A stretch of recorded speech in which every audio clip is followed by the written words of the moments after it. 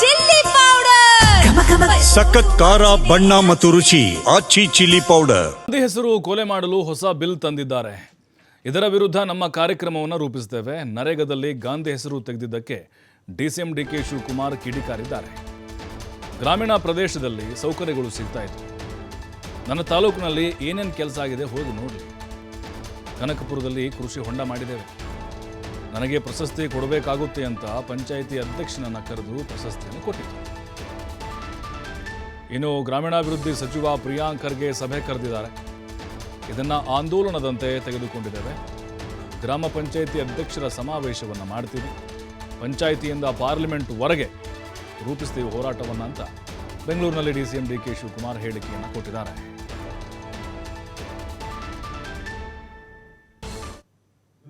ಈ ಸರ್ಕಾರದ ಕೊನೆಯ ದಿನಗಳು ಪ್ರಾರಂಭ ಆಗ್ತಾ ಇದೆ ಅನ್ನೋದಕ್ಕೆ ಈ ಕಾರ್ಯಕ್ರಮಗಳೇ ಸಾಕ್ಷಿ. ಮಹಾತ್ಮ ಗಾಂಧೀಜಿ ಹೆಸರನ್ನ ತೆಗಿತಾರೆ ಅಂತಂದ್ರೆ ಅವರ ಹೆಸರಿನಲ್ಲಿ ಕೊಟ್ಟಂತ ಬಡವರಿಗೆ ಉದ್ಯೋಗ ಕಾರ್ಯಕ್ರಮ ತೆಗಿತಾರೆ ಅಂತಂದ್ರೆ ಅದಕ್ಕೆ ಕುದ್ಕೆನ ಹಿಚಿಕ್ತಾರೆ ಅಂತಂದ್ರೆ ಇದಕ್ಕಿನ್ನ ಅವಮಾನ ಇನ್ನೊಂದಿಲ್ಲ. ಸೊ ನಾವು ನಮ್ಮ ಪಕ್ಷ ಮತ್ತು ಸರ್ಕಾರ all of us will join together, the government and the party, both will join together. We will fight it out. This is a national issue, as already said by my friend, the former Rural Development Minister of Rajasthan and my General Secretary of the All India level.